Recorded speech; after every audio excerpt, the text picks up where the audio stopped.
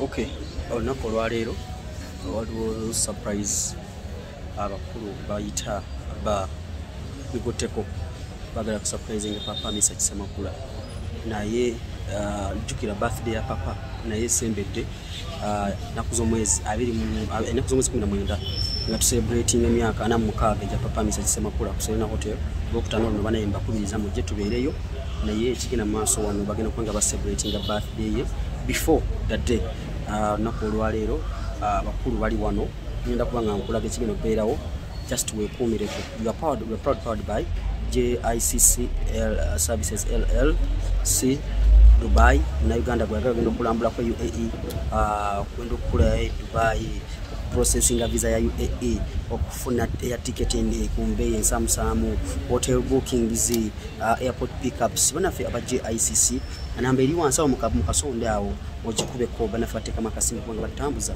batukutusako bino byonna kyolina okukola kikimu okumireko kankulage ekigenda bera mu maaso. Ciao ciao.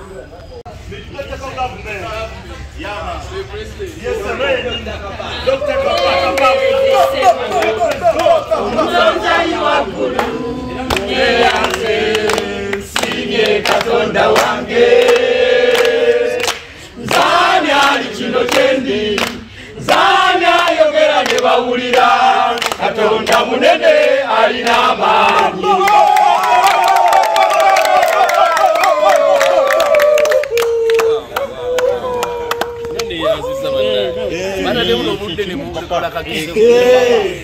Papa tukweyanziza olw'ebbanga ly'omaze ng'oyimba mu kisawe kya music towemula otuinspiralinze fe abamu tukuze tuwulira music ogwo tukuliddeko n'olw'ensonga eyo papa si kinene nnyo ne tusazeewo okukulongoosa nakukuwa kirabo ekyo.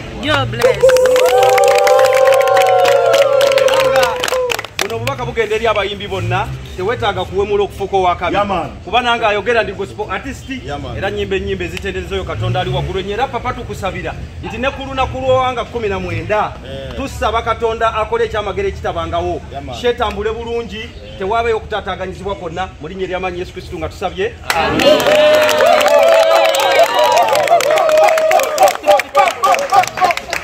kale neyanziza nange kambi yanzizala mwebale nnyo ngoza bangira zingiza okulanga ate waleka wakyuseemu kubanga enjawulo kumbe kafunyeyo professional touch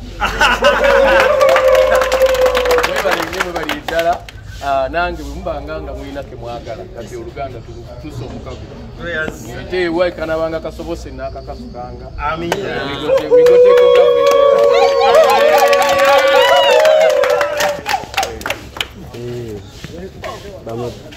Migoteko Migoteko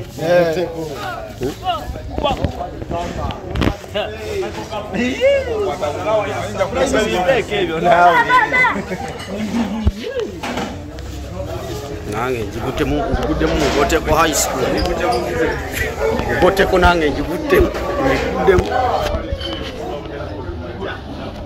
bamuyita rope buli kumachanga tanaso papa tugende mu Migoteko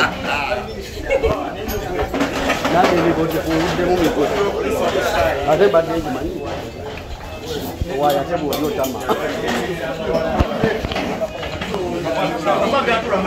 leka space eri abagenda okukwata bannange ande ndowooza gwajjamu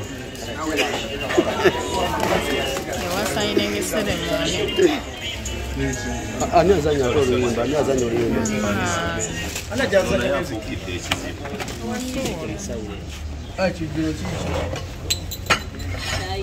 naffe bamigoteko papa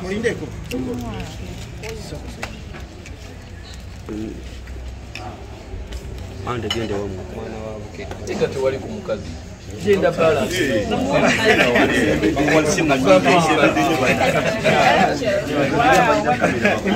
Migoteko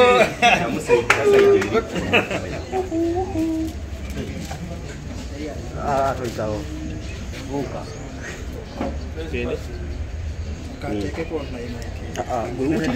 Kamera zabukedde zabaki nzabo zakolanga zasalanga kimu Mukulu Kapa. Owai Mukulu Kapa. Owekitiibwa Ssebo. Lwaki osazeewo okolera kino omukulu Mesach Semakula? Omukulu ono yeetaaga okusiimibwa emirimu gy'azaakola mu kisaawe ky'ebyokuyimba era ensi yonna ekimanyi nti omukulu ono yekka yasobola okujja akavuyo mu bayimbi ye yekka enaffe gwe tumanyi wansi eyo asobola okujjawo obutakwatagana kati naffe kyova olaba twasiimye tulabikeko eri ekitundu kye ofiisi ye tulabike nga tugirongoosa era naye n'asiima atwanirize Mwebani migoteko government migote mukola biki? emirimu tukola mingi omuli okusima emyala omuli okulongoosa kukuuta peva kukuuta mategula kusima sokopiti kunuuna mu bifo bino obuyumba obukyamirwamu mirimu mingi fe buli mulimo gwonna nga gusobola okujjayo omuntu w'owansi tugukwasaganya So leero service mukozeza bwerere. tuzikoze ku bwerere.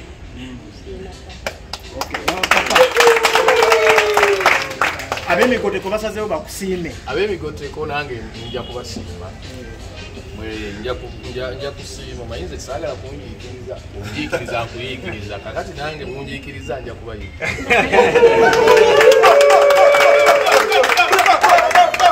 Kale ekiralo omukulu alina engeri gy'ansudirize. Ensi yonna ekimanyi. So naye anyway ndi musanyufu kyensinza okwagala nti kwe kuba nti nno beekwata wamu ne basalawo awatali kwepaaka nebagandifika tukole emirimu oba omulimu mukyafu kasita guba nga guvaamu ki nga guvaamu sente. So nsaba bonna abaana abali eyo alowooza nti ensi ekomye nedda ensi esobola obutakoma bwobanga osobola okukola ki okusalawo okukola. Abantu bangi bagaggawaddenga bayita emirimu gye bayitamu si mirungi nnyo sijja office naye ate ne bagiyitamu ne bakola ki ne bagaggawala. So nze mbasaba temukivaako mukitwalire ddala ne ku mitendera eminene mutandike n'okubanga ne tenders ezirongoosa oba ma offices oba kibuga oba kiki musobole okuzitwala. Nsaba n'abantu babasupportinge kubanga basazeewo obutabba ng'ate amaanyi olaba bagayina basobola okuba omuntu embaddiya n'akutwala ku kyapa naye bw'aba asazeewo obutakikola n'agakaŋŋi nennongoosa omufuleji nze ndowooza baba beetaaga support. So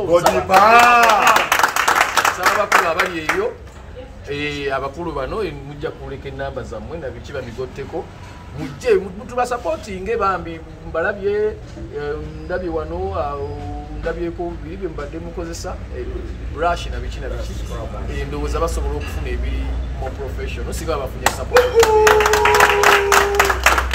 Nsaba tubawagire bambi bamigotteko kakati oli baba baagala bajja kusimu ki enamba y'essimu eri 0705 82 15 09 eyo yeyange president ate chairman nawe basomere kaspeedi kanji 0705 82 15 09 ne chairman ya chairman 0704 994 890. Wow. Papa abafusaje kibakoyede kitegeeza ki gyoli? It is a good feeling is all ganji kulira ndi musanyufu omayi bulobera awo nga olabika olina okyokyusiza ku bulamu bw'abantu ng'olaba oli mu ngeri nga oli tomuwadde na mmere tomuwadde na ssente naye ng'akulaze nti oli wa mugaso mu preach papa preach papa preach papa. Ndowooza nti kirungi era nkubiriza abantu bonna buli alina kyakola wanya okulanga oba wa mugaso eri abantu abalala ng'oyita mirimu gyo gy'okola. Soko obe wa mugaso eri abalala nga tonna wa mugaso gy'oli eyo byonna bijja kukirizika. Omuntu agenda kwebuuza nti omukulu Mesach ayimbidde emyaka emeka? Omuntu agenda kwebuuza oyimbidde emyaka emeka? Emyaka gy'ayimbidde? Yes sir. Kati nyimbidde emyaka 30.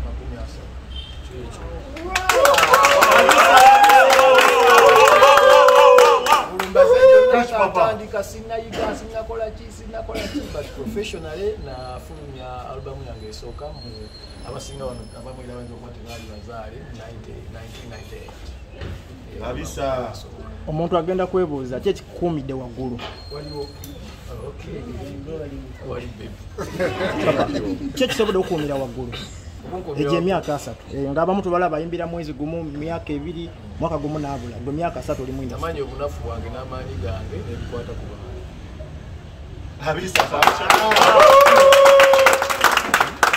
nga tumaliza obubaka eri abayimbi abatandika abato.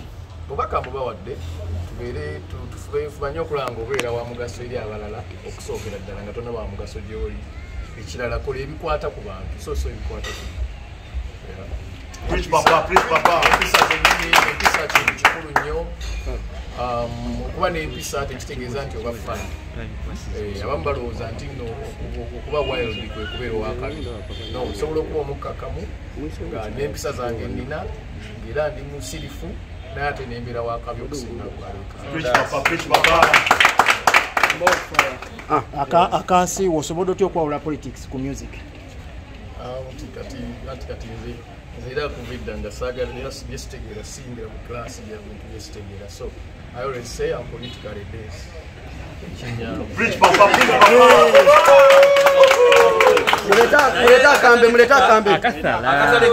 Muleta kasala 19 banna bigotteko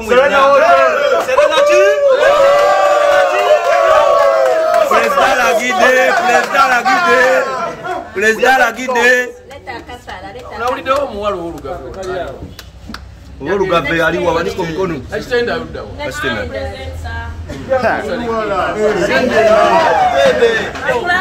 Akitenda mafuta gakulondobyeyo. Okay, we are going to count 10, 9, 8, 7, 6, 5, 4, 3, 2, 1.